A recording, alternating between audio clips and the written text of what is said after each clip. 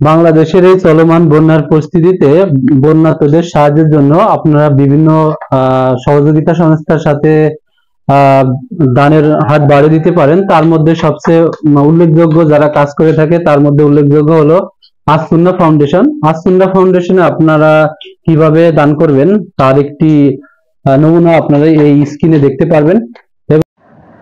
প্রথমে আপনি আপনার মোবাইল ফোনের যে গুগল ক্রোম ব্রাউজারটি আছে সেই ব্রাউজারের উপর একটি ট্যাব দেবেন। ট্যাব দিলে আপনি এরকম একটি ইন্টারফেস দেখতে পারবেন। সেইখানে আপনি আসসুন্নাহ ফাউন্ডেশন এই যে নামের বানানোর স্পেলিংটি দেখে নেন, আসসুন্নাহ ফাউন্ডেশন এটি লিখে দেবেন। এটি লিখে দিলে আপনি একটি ওয়েবসাইটে আপনাকে নিয়ে যাবে। আমি আসসুন্নাহ ফাউন্ডেশন লিখে সার্চ দিলাম, তাহলে আসসুন্নাহ ফাউন্ডেশনের যত ওয়েবসাইট আছে সেটিতে নিয়ে যাবে। আপনি প্রথম ওয়েবসাইটে চলে গেলাম এবং প্রথম ওয়েবসাইটে ক্লিক দিলে আপনি এরকম একটি ওয়েবসাইটের ইন্টারফেস দেখতে পারবেন।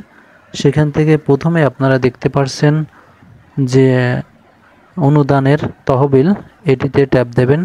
ট্যাপ দিলে আপনি অনেক বিষয় এখান থেকে দেখতে পারবেন। সেখান থেকে আপনি প্রথম যে অনুদানের তহবিলের বিষয় আছে জরুরি বন্যা তহবিল, এটিতে ক্লিক দেবেন। এরপর দ্বিতীয় ঘরে আছে ফোন নম্বর অথবা ইমেল নাম্বার। আমি ইমেল নাম্বার না দিয়ে ফোন নাম্বার দেব, কারণ যেটি দেবেন তাতে একটি কোড ভেরিফিকেশন দিতে বলবে। আমি আমার ফোন নাম্বারটি এখানে ডায়াল করব। আপনি যদি আপনার জিমেল নাম্বার লিখে দেন তাহলে আপনার জিমেল নাম্বারে একটি ভেরিফিকেশন কোড যাবে। সাধারণত আমরা অধিকাংশই ফোন নাম্বার অ্যাভেলেবেল থাকে, তা আমি ফোন নাম্বার দিলাম এবং নিচে আপনি অনুদানের টাকার পরিমাণ দিয়ে দেবেন। আমি আমার অনুদানের টাকার পরিমাণ দিয়ে দিলাম। এরপর আপনাকে পরবর্তী অপশনে ক্লিক দিতে হবে এবং পরবর্তী অপশনে ক্লিক দিলে আপনাকে এরকম একটি অপশনে নিয়ে আসবে। অপশনে নিয়ে আসলে আপনার প্রথম অপশনে থাকবে কার্ড অপশন, তারপরে থাকবে মোবাইল ব্যাংকিং এবং অন্যান্য ব্যাংকিং সেক্টর। আমি যেহেতু বিকাশ থেকে পেমেন্ট করব, এর জন্য আমাকে মাঝখানেরটা যেটি অর্থাৎ মোবাইল ব্যাংকিং এই অপশানে ক্লিক দিতে হবে। এই অপশানে ক্লিক দিলে আপনার মোবাইলের মাধ্যমে পে করা যায় এরকম অনেকগুলো অপশান দেখতে পারবেন। আমি যেহেতু বিকাশ থেকে পেমেন্ট করব, তাই আমাকে বিকাশের উপর ক্লিক দিতে হবে।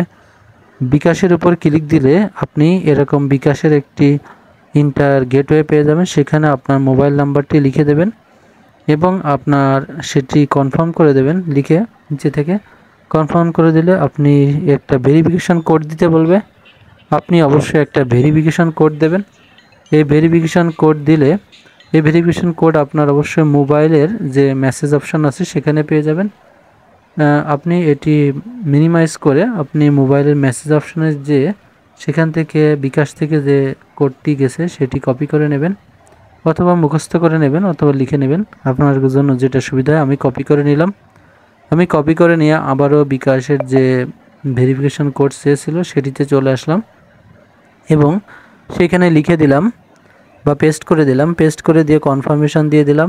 তাহলে আমি পরবর্তী ধাপে চলে গেলাম এবং পরবর্তী ধাপে চলে গেলে আমাকে এরকম একটি ইন্টারফেসে নিয়ে যাবে, যেখানে পরবর্তী ধাপে কনফার্মেশনে ক্লিক দিলে আমাকে কিছুটা ওয়েট করিয়েছে এবং এখানে পাসওয়ার্ড দিতে বলেছে। আমি পাসওয়ার্ড টাইপ করে দিয়ে কনফার্মেশনে ক্লিক দিলাম।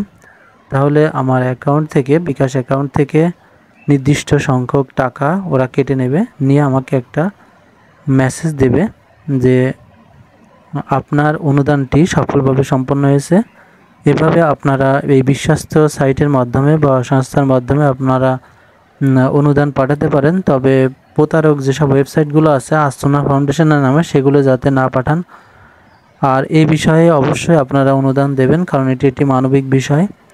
আপনারা যে যত পারেন সাধ্যমতো চেষ্টা করবেন অনুদান দেওয়ার জন্য এবং অবশ্যই এই ভিডিওটি সবার মাঝে শেয়ার দেবেন। যত বেশি শেয়ার দেবেন তত বেশি মানুষ জানতে পারবে। আর আমার চ্যানেলে যদি আপনারা নতুন হয়ে থাকেন, যদি সম্ভব হয় তাহলে অবশ্যই সাবস্ক্রাইব বা ফলো দিয়ে রাখবেন। ধন্যবাদ।